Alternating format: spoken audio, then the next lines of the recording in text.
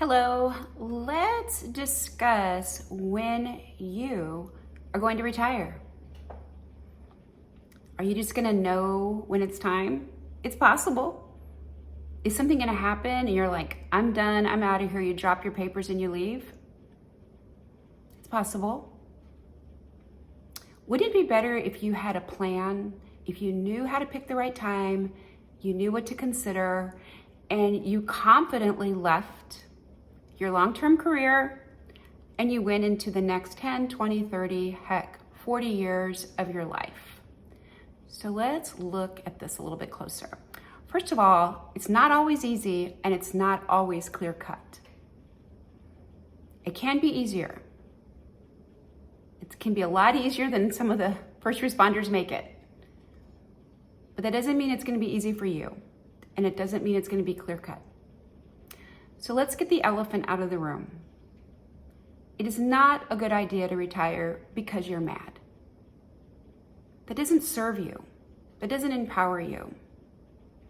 It's also not a good idea to retire just to show your agency or your department that they are going to miss you when you're gone.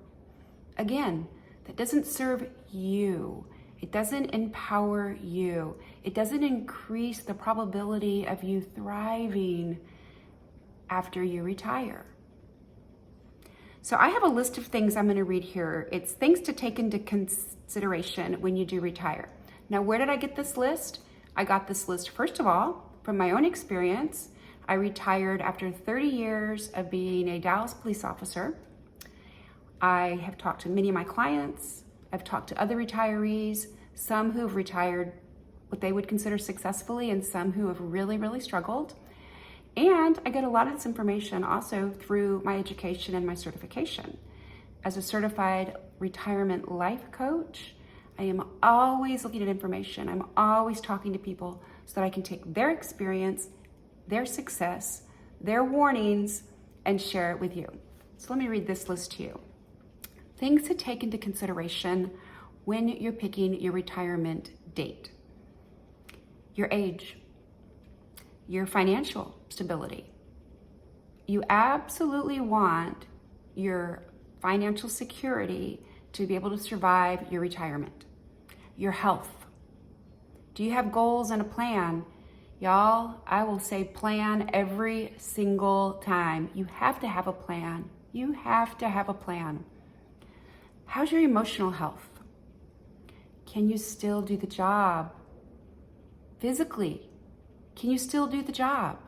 I know everybody says we can, but can we really still do the job? Are you still feeling challenged? Do you still identify with the job? Not the title, but the job. You might still identify as a first responder, but do you identify with the function, with the actual job? Like I said earlier, can you still do it? And this is a big one. You need to consider if you feel underappreciated. Do you feel like you have any value? That's a really big one to think about. That's very important. Oftentimes, many of the things I listed on the beginning of the list come into play at that one, at that last point. So when is a good time to retire? Let's move over to something positive here. When is a good time to retire? It's a good time to retire when you have a plan. You knew I was going to say that. When you have a plan. When you're emotionally ready for the shift. Y'all, this is huge. This is huge.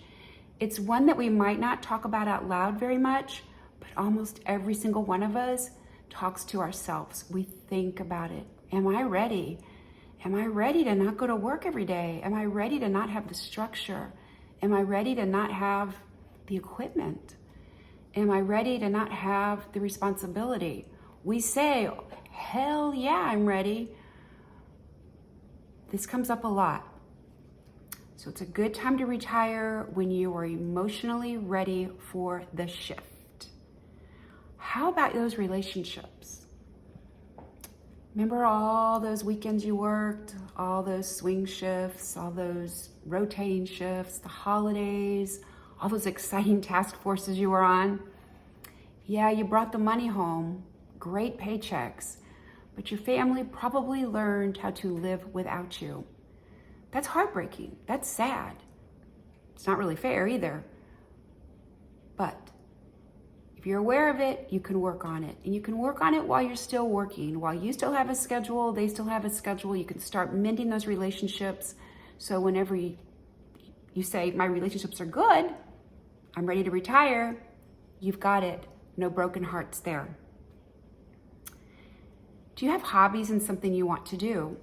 If you're gonna leave a position, if you're gonna retire, and you're gonna walk away from everything that you know, do you have something that you want to do? That's actually part of the plan. Is there something that you want to do? Now, I'm gonna point out some targets, some like goalposts for you to work towards in retirement. And that is, why don't you look for some new challenges? Something that excites you, something that makes you want to wake up in the morning, something that makes you like want to put clothes on and go outside the house. That's a big thing right there. That's a big thing right there. After all these years of working and not being able to say what we wanted to do when we wanted to do it, it's important to have something that you want to do and you're willing to do and that it excites you. We're also looking to lower your stress. We definitely want to lower your stress. So whatever you're aiming for in retirement, we want it to lower your stress. We're also looking for it to improve your health. We want it to improve your physical health, your mental health, and your emotional health. You didn't serve all those years. You didn't work as hard as you did all those years taking care of somebody else to wither away in retirement. So please, whatever goal you have, whatever target you're working for, let's make sure that it increases your physical, mental, and emotional health. Now, when I was talking earlier about things to consider when it's time to retire, I mentioned, do you feel underappreciated? On the flip side of that, in your retirement, have a purpose. Work for significance. Look for significance. We want you to feel significant. We want you to feel that you matter, that something that you want to do matters, and that your actions matter to you. To you. We'll worry about everybody else later. Let's just find something that makes you feel like you have purpose and you feel like you have significance. So important. It's so important. We're also looking for resilience and adaptability. Those are two different things. Resilience means that you get knocked down, you get back up. You get knocked down, you get back up. Well, that's great, but adaptability means maybe you move a little bit so you don't get knocked down again. Maybe when you get up, you don't stay in the same place. Maybe you get up and you move. So resilience and adaptability.